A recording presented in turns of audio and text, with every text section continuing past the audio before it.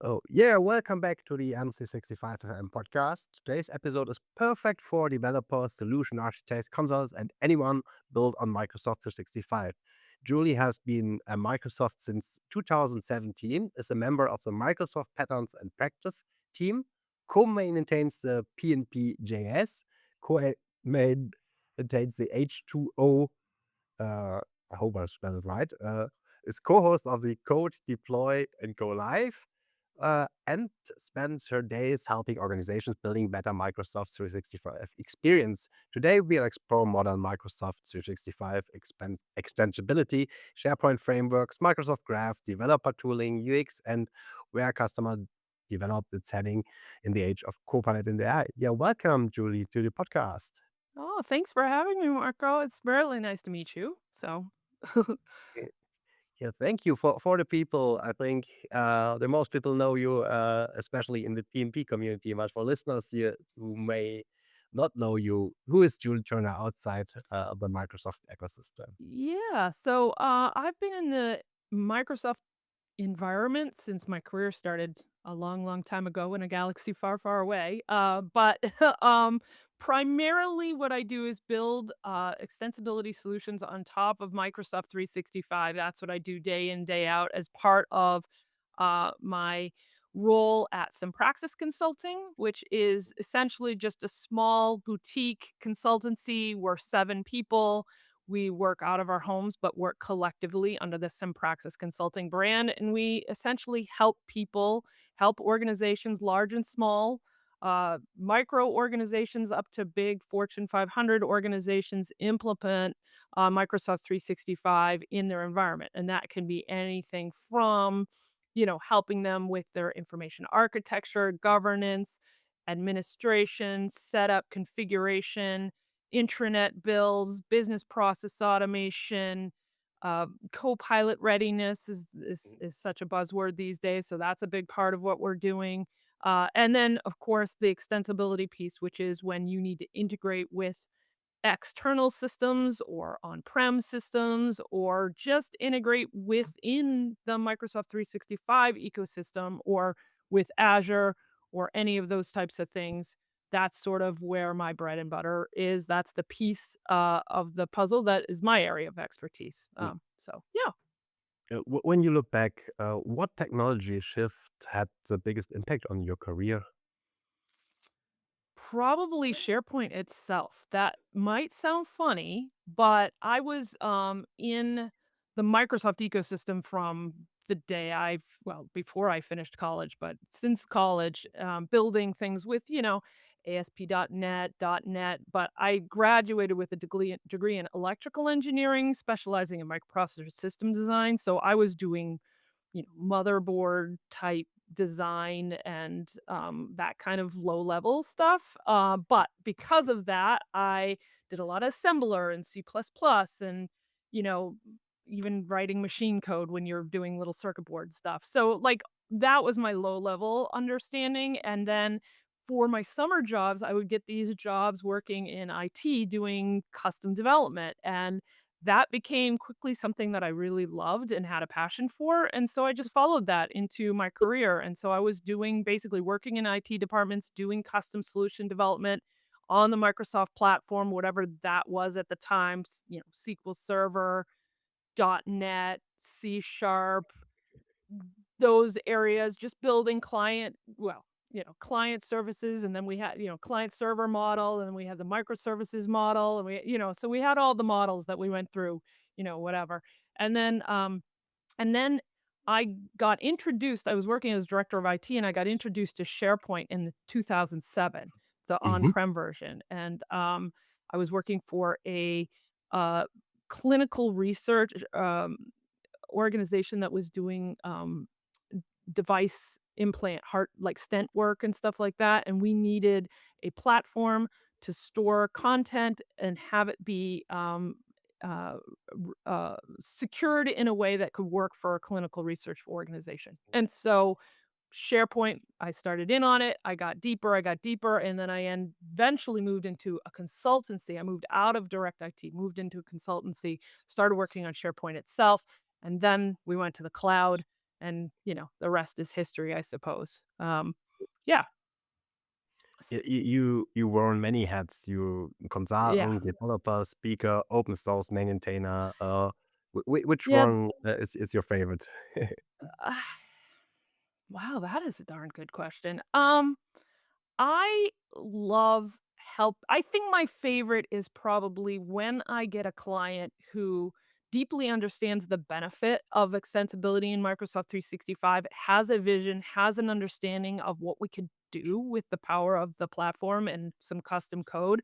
And then we start building business process solutions that really help accelerate their business. That I have a few customers like that, and it's just a joy to work on those projects because the light in their eyes, the happiness and the joy when, "Hey, we've automated this thing that nobody wanted to do, and it's so much better," and they're seeing a return on their investment, that interactivity is super powerful to me, but then from that same perspective, going out and telling other people how to do that thing for their internal customers or external customers or whatever it is really joyful too, especially, when you have those great hallway conversations with them like, "Oh, I didn't even know I could do that. That was so great to learn." That's fun, so I love that too. I do a lot of the community work has that same feel, co-maintaining PnPjs and H2O.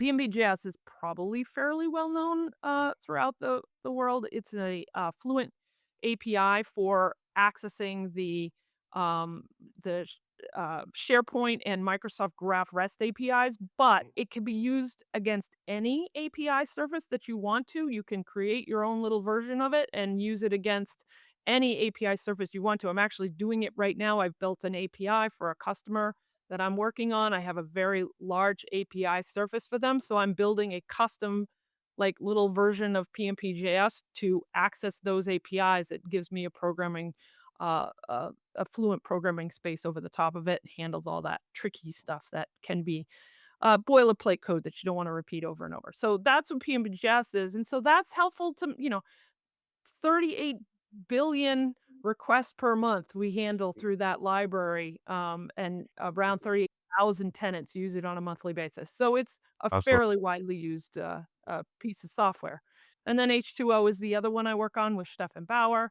Um, that one's super fun because that is a pure HTML and CSS implementation of Microsoft's Fluent Design. So mhm. Microsoft has their Fluent design language, and they have, all great documentation on it. Unfortunately, their React component implementation has been challenging, certainly challenging in the sense that they tend to really break things when they go from major version to major version. I mean, that is the definition of a major version, but when you have to refactor your entire project to go up a major version, and then you lose components that you had before or whatever because they decided to start from scratch again, it becomes super challenging to build good user experiences to extend Microsoft 65 when that component library for the design is constantly, falling out from under you. So Stefan and I built one on pure HTML and CSS, and then I built a React component library on top of what he did. So we have that as an open source solution, and I use it all the time, so it's a big part of my day. And if I can make somebody else's job easier because we've open sourced it, all the better. Mm. So Um, yeah, I think a lot of you people use Microsoft products like, I don't know, SharePoint, Teams, Excel, yeah.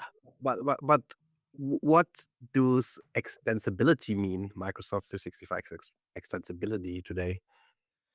I think what it really means, in general, is how you can extend the user experience or the interoperability of the Microsoft 365 platform. So, I don't know how much I still agree with this, but certainly in the SharePoint, when SharePoint first went to the cloud to Microsoft 365, a lot of people would say, "Oh, Microsoft 365 isn't software as a service, it's almost platform as a service." It sort of bridged the gap between being software as a service and platform as a service because it was so extendable.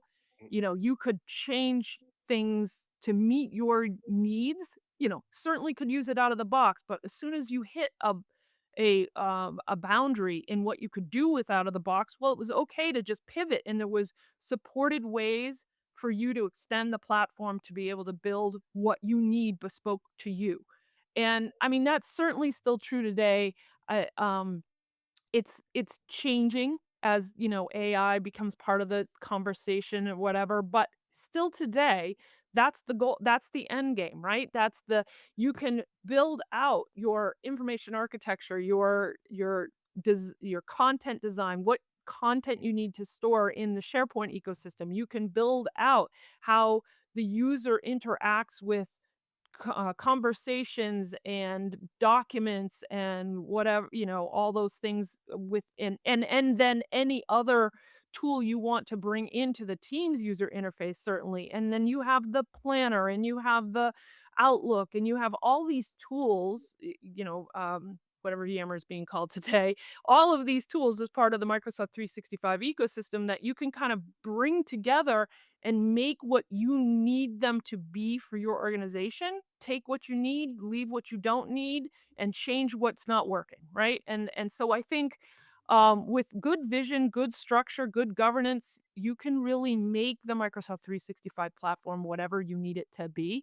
And so having that extensibility points, so in SharePoint, that's going to be the SharePoint framework, but that also bleeds over into Teams, and so Teams also supports their own extensibility model, but you can use the SharePoint framework to extend Teams and SharePoint and the browser-based Microsoft 365 landing space, all with SharePoint Framework. And that's basically platform-hosted extensibility solutions, client-side extensibility solutions that are platform-hosted. The team also has an extensibility platform, and that's sort of extended out from Teams into Microsoft 365 extensibility.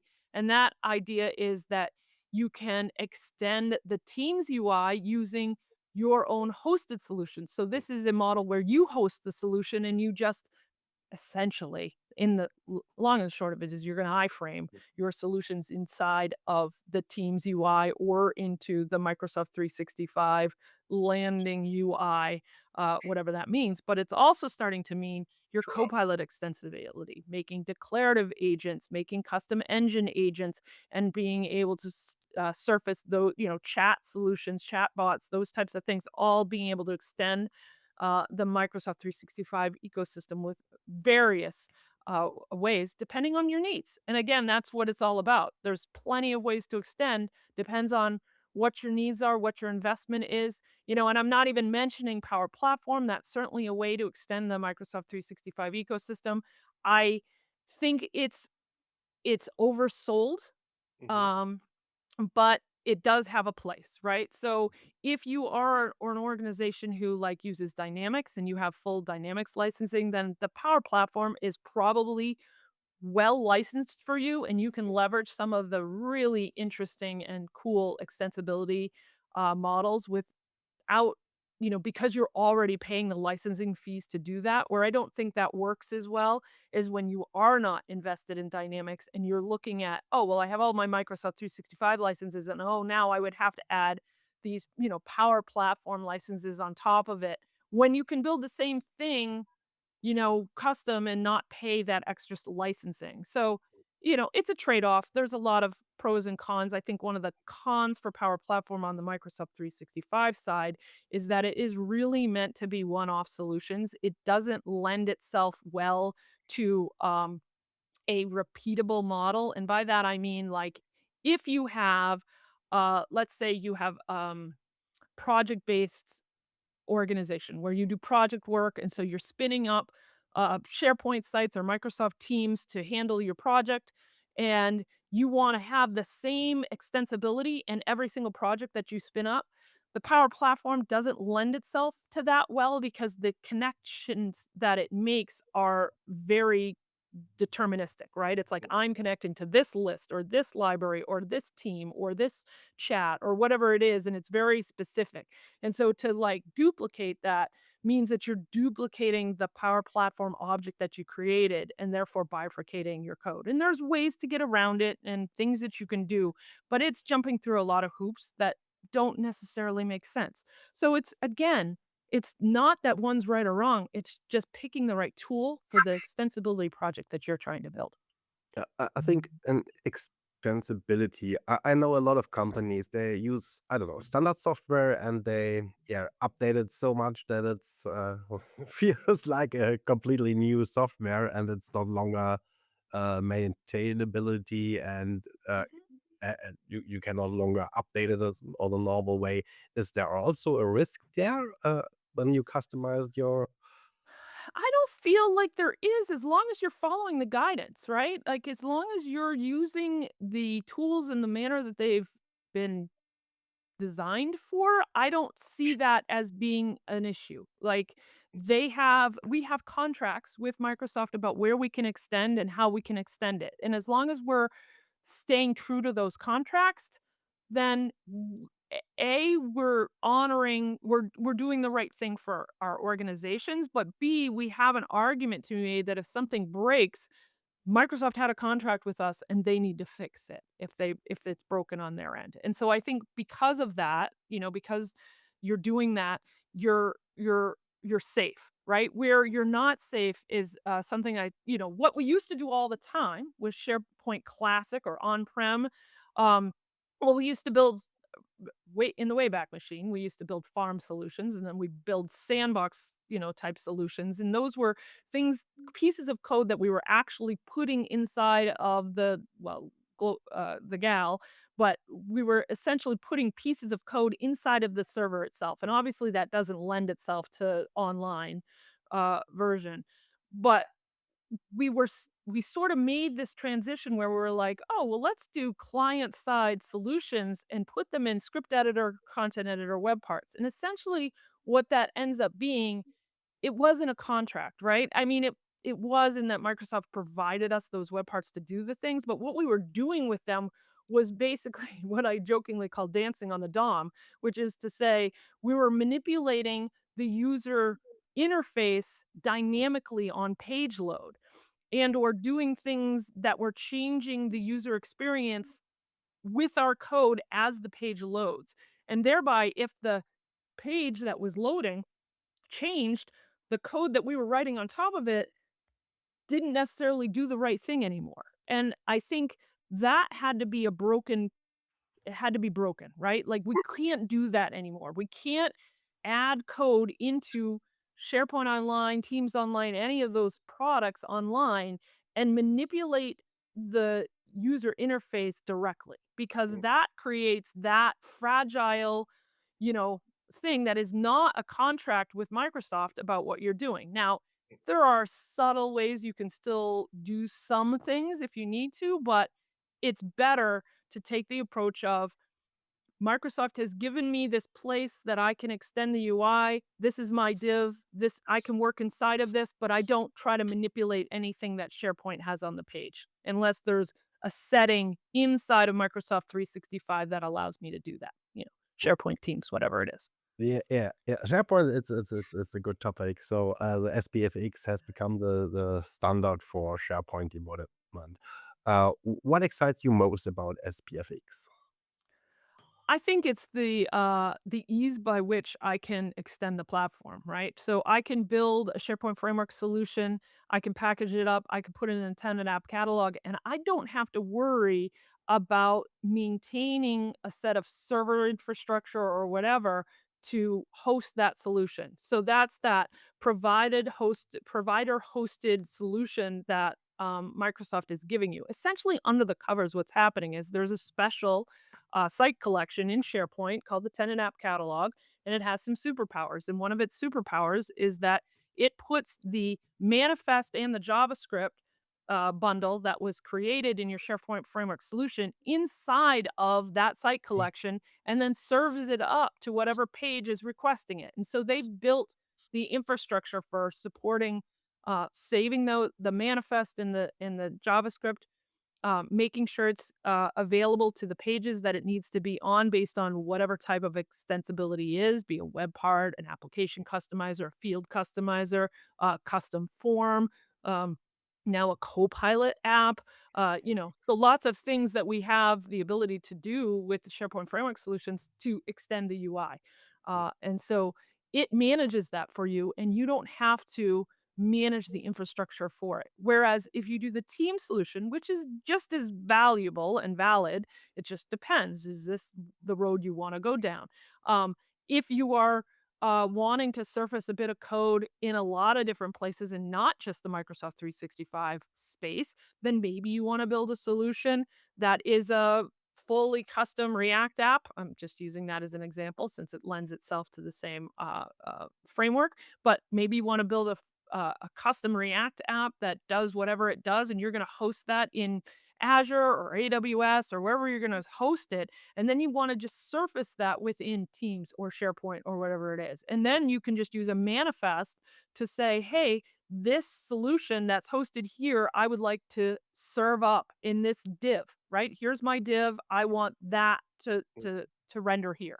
And so that's an option for you. But for the SharePoint framework, the power is in that provider hosted, in that you don't have to worry about it. Once you deploy it, that's, it's going to, for the most part, it's going to just run. And if there's a problem, again, this is a support situation, not a you have to just go figure it out kind of Mm, thing. mm. Yeah, for someone I never used. I'm not on SharePoint, but when I will start tomorrow with SPFx, what where should I start? They have a lot of good getting started content. And so that's on we can share some links if you want to. There's some learn documentation on getting started with the SharePoint framework. Actually, my friend and colleague Andrew Collin wrote a lot of that documentation for Microsoft. He no longer has, but he had for a long time a company called Voitanos that he shared getting started with SharePoint framework content. He has since moved on and he's not doing that anymore. But the content that is available on Microsoft Learn is written by him, and so it's a great way to get started with the SharePoint framework. There's a lot of demos and examples in there that gets a person started. On top of that, we sort of mentioned it when I introduced myself, but on top of that, we have the PnP. And so I'm using that term. PnP stands for patterns and practices. We used to call ourselves, I've been part of it since 2019, so it's been a long time. We used to call ourselves the Microsoft 365 Patterns and Practices team. A lot of us old timers still use that because the new name is a lot longer and a lot harder to say. And I don't know if I can remember it off the top of my head, but it's like Microsoft 365 and Power Platform Community, I believe. And so we wanted to be more inclusive. So patterns and practices, people were confused. What does that mean? And so we sort of changed the name to be more inclusive. It's not just for developers, but it has so much content. We have biweekly calls on the SharePoint framework. People do demos on those calls, getting started stuff. We have reference samples, just thousands and thousands of samples made by the community, and then, tens of reference samples that you can use as a way to figure out how to do something. Many of those reference samples are things that I've created as part of working with Microsoft and in the patterns and practices team. So, there's a lot of content out there to get people started. A lot of and that learn stuff for free is a great way to get started. So Mm, awesome. I think when we talk about PnP, we also have to talk about the Microsoft Graph API. I yeah. think Microsoft Graph has become the gateway into Microsoft 365. How has it changed development? Yeah, so this is an interesting conversation. So at the beginning of time, there was the SharePoint REST APIs, and there, as far as RESTful endpoints. Before that, when we were on-prem, we had the client service object model and the server object model. So Mm, those were more, .NET based solutions that we could use, SDKs that we could use to build our solution. So we had those object models, and then we got a RESTful version of those in the 2013, 2016 range. We got the client um, a RESTful version of those. We had SOAP services before, then we got RESTful services. So those existed. And Then we got to online, and I think what they quickly realized Microsoft quickly realized is that they needed to have a better way to get to all of the surfaces inside of Microsoft 365. And so each of those individual teams that were managing product contributed their REST endpoints to the Microsoft Graph. And so Yeah. the Microsoft Graph was born out of all of those separate teams contributing endpoints. The problem with that was that the teams had to their rebuild or expose their own endpoints that they had for their product inside of the graph, and that became a sort of Mm, a job that nobody wanted to get done. And so what you see is that the SharePoint REST endpoints are almost completely fully functional across like the entire SharePoint platform. But even those REST endpoints aren't fully developed. There are still some things that you can't do inside of SharePoint without falling back on SOAP services or even CSOM services. So it's a situation, right, where you had a fully functioning CSOM library that covered everything that was inside of Microsoft 360 or SharePoint, excuse me. Then you had the REST endpoints that did like, let's yeah. say 98% of it. And then you had the graph endpoints, which do maybe 60, 70% of it. And Mhm. that's sort of still the story today. So we are in this sort of issue where we want to use the Microsoft Graph, but keep in mind it's an abstraction layer over the SharePoint REST APIs or over the Exchange APIs or over the Teams. Some of these teams, like, so Teams is a good example of this. Teams, the product came up when Graph existed. Mm, So you see, you don't have a Teams API in and of itself. You only have Teams REST endpoints exposed on the mm, graph, so they're pretty much fully functional, right? It covers everything that's in the product. It's the older products like Exchange and SharePoint and Yammer was one of those. I still can't yeah, remember. What the heck do yeah. we call Yammer today? I just never can remember. But The anyway, viewer the engaged, I think. yeah, Oh, that's it. Thank you, and that's it. I can never remember. It's almost a running joke at this point. Um, the so you just don't have full fidelity is essentially what I'm trying to say in the Microsoft Graph, but it is still, one token, and you can essentially access whatever scopes you've been granted for that token to get to whatever product in the Microsoft 365 environment you want to get to. This does not mean that things aren't still being added to the graph. They certainly are. It's just not full fidelity yet. And so there are cases where you have to fall back on the SharePoint REST APIs. I will say, as somebody who does this day in and day out, the graph endpoints for some of those SharePoint endpoints are obviously, if you think about the architecture, slightly slower. And mm, so sometimes that's a situation you don't want to have to deal with, depending on what you're trying to do. So you have to be thoughtful and sort of decide depending on what you're doing. I mean, maybe it's not something that's so intensive that it matters, but maybe it is. And so, you have to constantly make those trade-offs to decide whether you're going to use the Microsoft Graph or you're going to use SharePoint REST endpoints if you're trying to get access to stuff in SharePoint. But for like I said, if it's Teams or whatever, mm, those are the APIs, those are the ones that are going to but they're first party. They were written at the time the product was created and you get better results. Planner, same. You get better results because the graph is the fully functioning API surface for that product. So it depends how old the product is as to mm, depend which thing is good in graph and which one isn't, if that mm. makes sense. What graph capabilities do you think deserve far more attention? Needs far more attention, you mean? Yeah, is this Yeah? Is that what deserves more attention? Um, well, that's a good question. I think we need the finish the implementation of all the endpoints from SharePoint into Graph. I mean, I think that would go a long, long way. There are some things now for SharePoint that are in the Graph that aren't actually available via SharePoint. So that's been kind of a thing. A good example of that is for those who use the taxonomy uh, also called managed metadata in SharePoint. It's a way to create a sort of global taxonomy for your information architecture. If you're using those, the way that we did that when we were in SharePoint had more fidelity than they do in the Microsoft Graph, as an example. You can get to sort of the same things, but you have to traverse it in a much different way.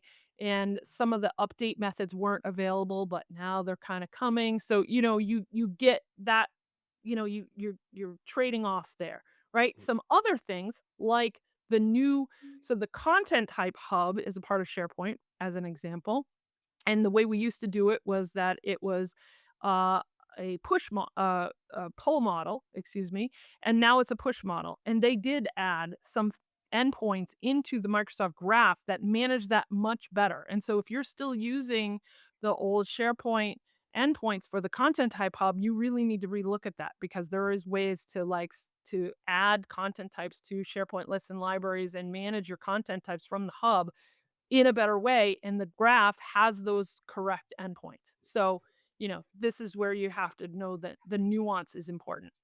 Yeah. There's I think a lot of big companies, they sell graph PnP solutions, and one of their most, I think, or one of their yeah um, arguments to say, oh, why you need us, it's the in the graph API, authentication and permissions are not so well. How do you approach this in enterprise solutions?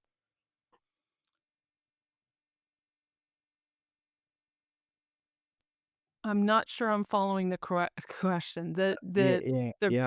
A lot of I hear often the security in graph API isn't very well. I'm following you now. Sorry. Okay, so you're talking about like scopes. Okay, so this is a situation actually that is getting significantly better and recently getting significantly better. So what you're I think referencing is that in SharePoint we had some scopes that were really, really broad. Essentially, you would be able to say, for app permissions, which is so for your listeners, if they don't know, there's two types of permissions. There's delegated permissions, and then there's app permissions. Delegated permissions are what a user can use to get a token to have that token act on behalf of them. So whatever permissions they have, the token will be able to do those things for them, assuming that they got a scope for it. Where the app permissions are, I'm saying this application can act on these scopes. And so where the problem sort of starts is not really in the delegated permissions, but in the app permissions. And so people would be like, "Oh, I would like to create um, sites. I want to have this solution that creates sites." And one of the things that we had an issue with is the only way you could do that was to give the app that was going to do that work, to get the token to do that work, full access to SharePoint, pretty much. Like almost a SharePoint admin essentially was the level of scope that that token would have. And so, a bad actor could take that token and essentially do malicious things with it because it's had so much power within that token for something that you only wanted to be able to have created sites. And so these are things that are being worked on, and we're getting more and more app scoped permissions that are more granular so that you can be more specific. So sites selected is one of those. So now we're able to say this app has sites selected, and then you can give it a list of sites that you want it to have access to. So you can really scope it down from that perspective. We're also getting a create site endpoint. So it's a scope that allows you to say this user can only create a site. They can't actually manage sites. So that scope was super helpful. That one's out in beta. I don't think it's GA, but again, it's happening, right? We're starting to see this, and now we have some new scopes as well, where we can scope to a list and or even an item. And so that allows us to give those apps very, very granular permissions into our SharePoint environments to say, I only want it to have access to this one list and this one site and maybe even this one item. And so that can be super helpful when you're trying to secure your apps to make them more specific and more granular to what you need. I think that's where you were going with that. Yeah, awesome. So yeah, I will also take the chance when I have someone who is the co-maintainer. So what problem was PnPjs JS originally created to solve? Oh yeah. So well, it's problem is maybe a strong word. It's more that it was created to streamline boilerplate code that you would have to write over and over again. Before I started using PnPjs, I had my own, you know, TypeScript slash JavaScript file full of little helper functions, helper methods that would handle making those REST calls. Because if you're making the REST calls, you're essentially in today's language, you're going to make a fetch call, you're going to add the method to it, you're going to add the payload to it if it's a put or a put post or a patch, so you're going to add the payload to it. You also have to add the content types, the any authentication header, so you have to go get your token, you have to maintain that token, you have to maintain its expiration, you have to ask also then in create helper methods to um, manage the responses, right? So if you get a 500, that's fine, but if you get a 429, that means you're being throttled. You need to manage the header that comes back to say, wait this amount of time and retry. All of that you need to manage. You have to have boilerplate code to manage that. You also need to parse all the responses. So when the response comes back, you need to parse that into JSON and return it back to the user, etc. So you need all of this helper content, and it's not simple to write. And then on top of it, you have to build the URLs. Now, when it's a straightforward URL, like get me this list, that URL is pretty straightforward. It's not that hard to build. But once you start to want very specific things, and this goes for the graph as well as SharePoint, you need to be able to do like, okay, here's my URL for the list I want, but I only want to select these 5 fields. And then I want to, have, or if let's say I'm going to get a list of items, I would like the top 50 items. I want these 5 fields. I'd like to order it in this way. I'd like to filter by this filter that can be complex. So all of that becomes burdensome for the user writing it. And so essentially what PnPjs does is it helps you put that URL together, and it includes all the boilerplate code that you need to handle, retry logic and handle errors and parse JSON and parse text and parse blobs and, all the things to handle all the REST endpoints for the Microsoft SharePoint. Anyway, we have full coverage of all the SharePoint endpoints. And for the Microsoft Graph, PnPjs has, I would say maybe 50-60% of the coverage. The beauty of it though is whatever we don't have coverage, it's a very straightforward thing to make a call to something else. So there's these methods built in that allow you to take how far you can get as far as what we've implemented, and then just say and add create to the end of this, or add whatever that URL is to the end of it to make a call to something that we're not supporting currently. And I do that regularly. And as soon as I find one that I'm like, oh, I need this endpoint and we don't have it in our library yet, I not only just do it that way in my library, but I then go back over to PnPjs and add it in because I found it and I can add it in. And that's one of the beauties of open source software, right? Anybody can contribute to PnPjs, and we certainly encourage it. And so if you're using the library and you find an endpoint that we're not supporting, it's a fairly trivial thing to go in and add it and do a PR and send it over so that we can add it to the library so other people can benefit from having it implemented. Yeah, what will you say? You are now in recycle version 4 um, for the PnP. PnPjs. Yeah. Yeah, we're in release 4. Yeah, and we are considering that an incredibly stable version. There is not much we need to change in it at all. We are working on a version 5, but it is more um it's a maintainer build, we want to call it. It's going to be a major version because we are going to deprecate a few things that have been deprecated, like officially remove them. We've deprecated them in V4, marked them as deprecated, but we haven't, cleaned it up. There's some cleanup stuff to do, and with SharePoint Frame we the PnPjs and SharePoint Framework work hand in hand, as does, um, with the graph, right? So a lot of people who build SharePoint Framework solutions use the PnPjs to do their RESTful calls because it just cleans it up, makes it easier and simpler.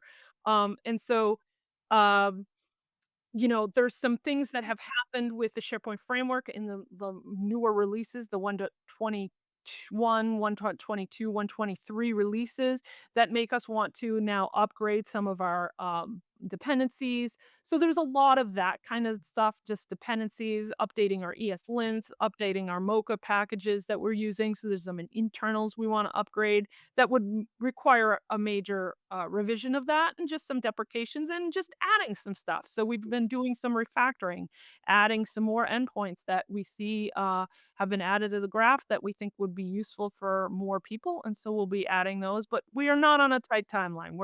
We're doing it as we can because, like I said, V4 is so stable. You can get to any endpoint you want. And we are updating V4 and keeping it maintained while we are working on Mm. V5s.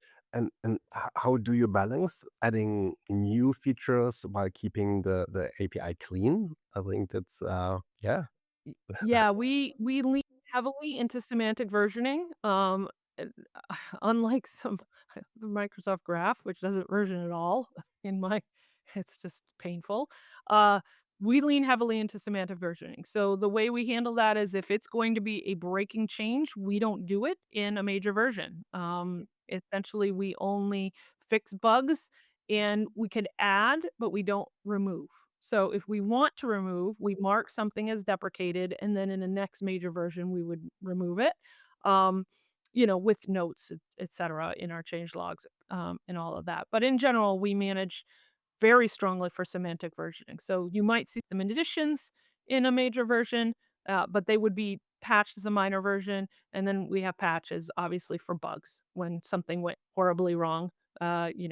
It's happened a few times, so we'll make those patches.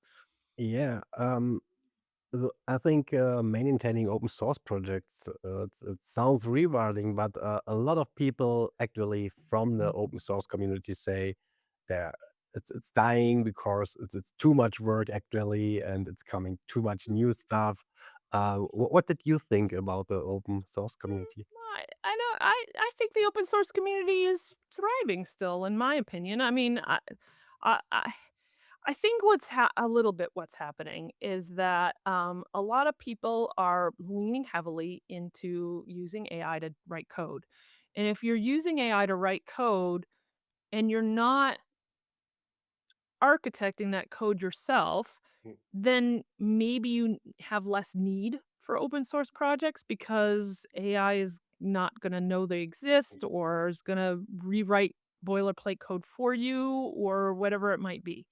And that's fine. I think craft is still important, and I lean heavily into craft, and I've posted it on LinkedIn. I love writing code. I don't wanna give up writing code to AI. Does not mean I don't use AI. I absolutely have I've started and I would say monthly, I've increased my usage of AI in my coding world, but it's not to replace my own brain. It is mm, to augment what I already know how to do. It's to enhance my own learning of things when I encounter something new.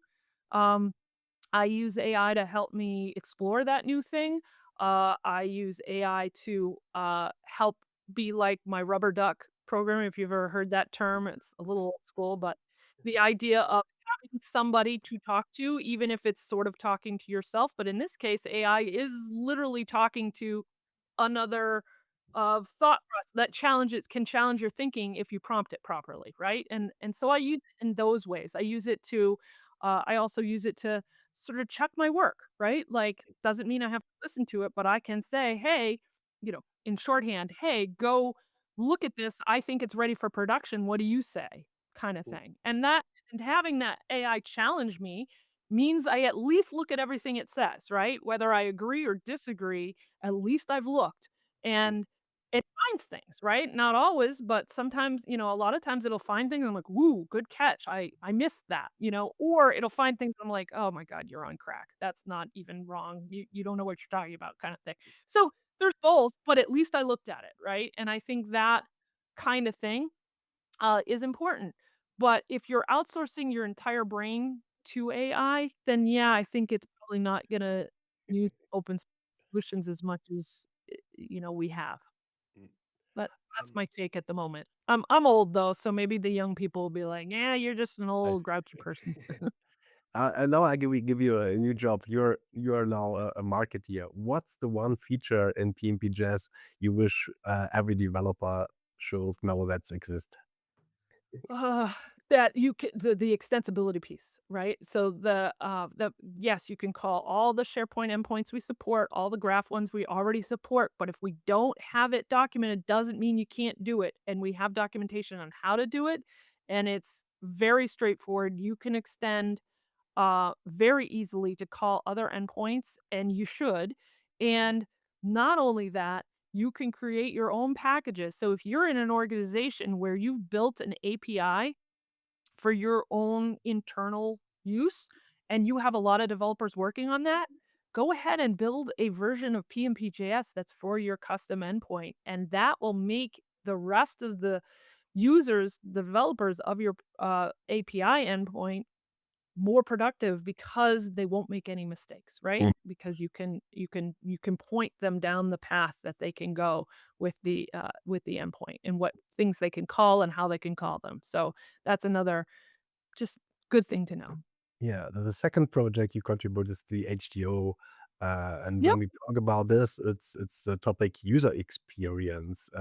Yes. Why is good user experience still underestimated in enterprise applications from your perspective? Oh gosh, that goes back to well, I have a couple colleagues who do a lot with Nielsen Norman, and they would be able to tell you all the reasons why user experience and usability is super important. It's not my specialty, so I won't try to quote it other than to say that if your users can't easily and successfully use the user interface, no matter what it's for, to get their job done, you've created a level of friction that is hurting productivity significantly, right? And so, you know, we all at this point, even my 89-year-old father, use UXs every day on our phones, on our computers, whatever it is. And when something doesn't work right or isn't intuitive to use, we get pretty frustrated pretty quickly and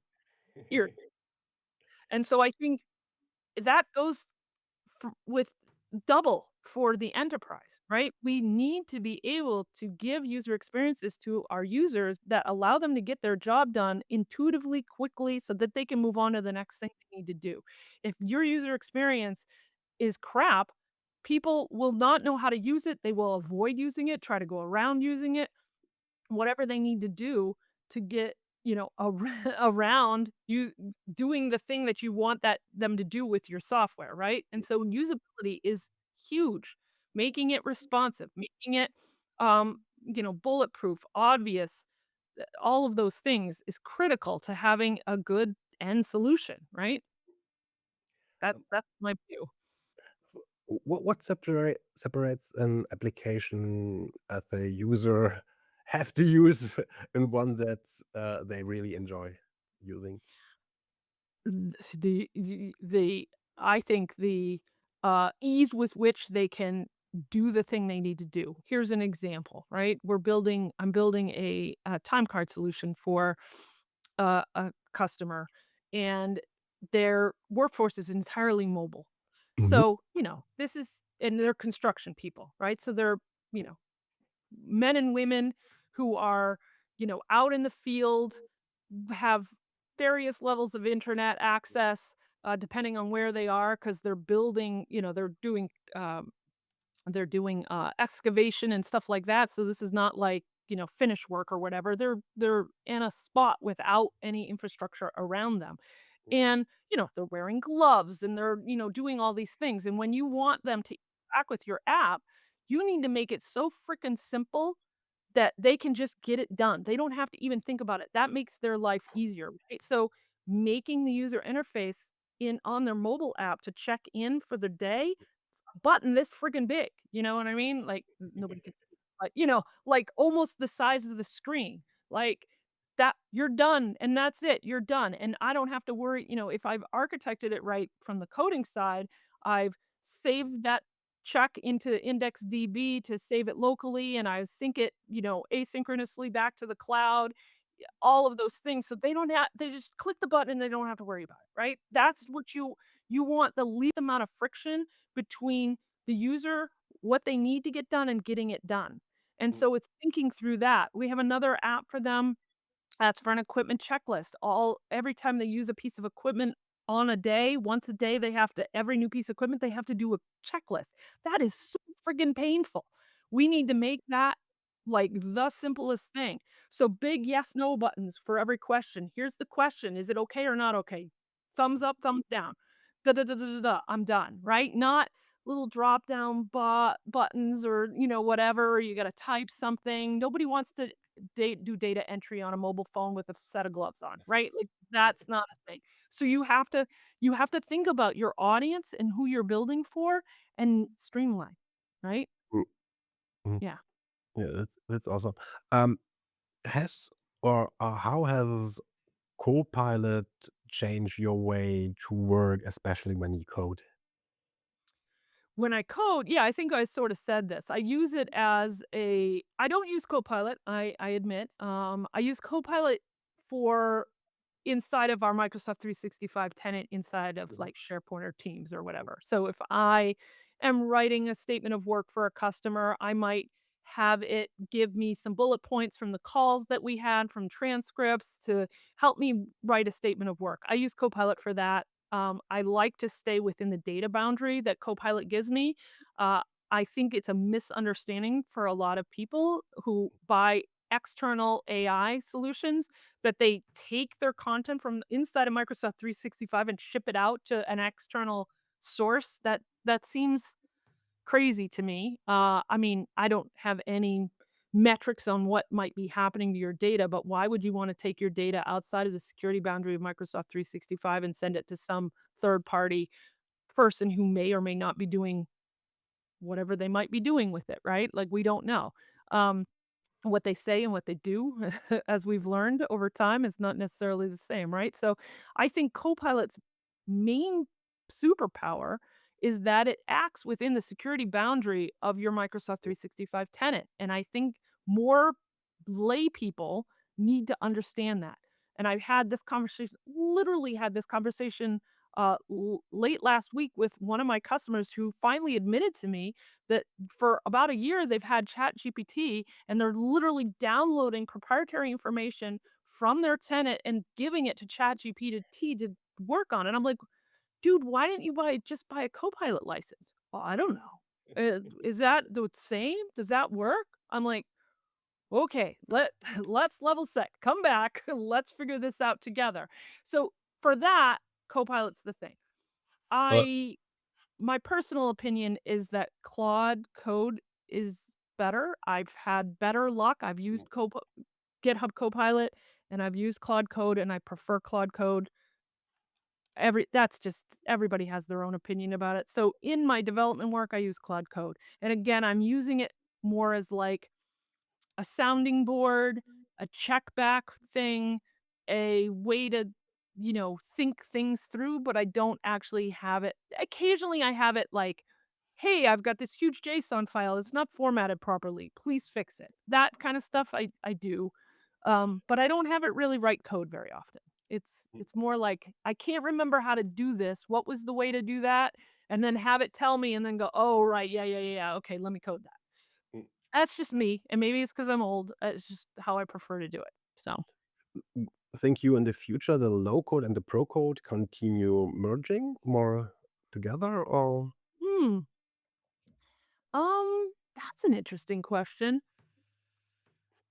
I think that the term low code is so frickin' nebulous, right? The Power Platform often gets tagged as being low code, but man, you gotta understand logic. You gotta understand some data structures. It's not I don't I think it's almost disingenuous to call things low code. If you have a brain, the type of brain, not a brain, if you have the type of brain who can think logically, can think structurally or whatever, the tool you're using kinda doesn't matter. I think it's just, what tool you have deeply immersed yourself in to deeply understand, right? Like, there's a time in my life where I wrote a shite ton of InfoPath. Now, did I put code behind it? Sure. Was I writing C# sharp and extending InfoPath beyond its general capabilities? Sure, but that's no different than using Power Apps today, right? It's the same idea. Am I a pro dev? Yes. Was I using a low code tool? Sure. Was I thinking about it or using it in a more pro code way, using that term? Yes, but doesn't matter, right? So I think the difference between pro code and low code is not so much the person as just the tool. And so, will we have all of those tools always?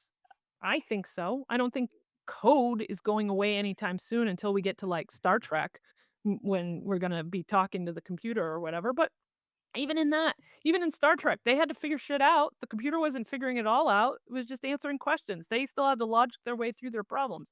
And I think that's still always going to be a thing, unless we get into some Wally type world, right? Yeah, yeah. So, yeah, this was really cool. I have all interviews a rapid fire round. So I Okay. ask a short question and you give a short answer. So, coffee, tea, or energy drink through development? Oh, coffee. Visual Studio Code or Visual Studio? Visual Studio Code now. Yeah, 100%. React is Vue.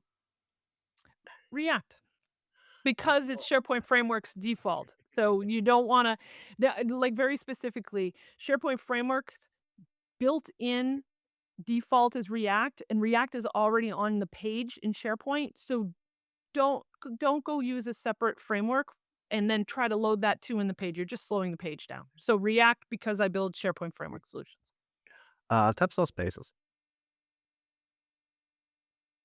Oh,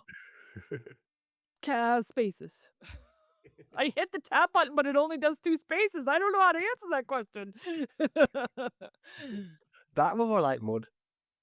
Dark. Oh, 100% dark. Everything is dark. Um, My car Documentation is or dark. YouTube? Ooh. Ooh. Uh, Documentation. I can't sit through a video long enough to learn something from it. Yeah. What's your favorite Microsoft event? Microsoft sponsored event? Mm, I don't go to them. They used to be great. They suck now. I don't know. I don't go. I go to the Microsoft 365 community conference, but it's a community event that Microsoft heavily sponsors. So that one, but I don't go to Ignite or Build. I don't even go online anymore. They've they're diluted so badly. Neither. Awesome. When Satya Nadella came and say, Julie, you get all the money and resources you need to develop a feature. Which I love it. what will you develop? Oh, I would make the graph fully functional and I'd start versioning it. Holy cow, that's an easy answer. Yes. Graph would have full fidelity, and it would have versioning, and it would make sense in the world, and it would have support. Yeah, 100%. That's where Yeah, yeah. and we'd get a Pages API. We'd get a Pages API, my friend. That would be the next thing to slice bread. Yes. So yeah, so thank you for your time. If listeners remember only one thing from today's conversation, what should it be? Get started. Extend Microsoft 365. There's a lot of power in that. Um, yeah, try it. And finally, who will you nominate as future guest on the podcast? Oh, Stefan Bauer, my right and left hand. He's the man, the myth, the legend. If you want to talk about anything with regards to UX, client server development from that perspective, he's master of front end development and UX. So that would be my nomination.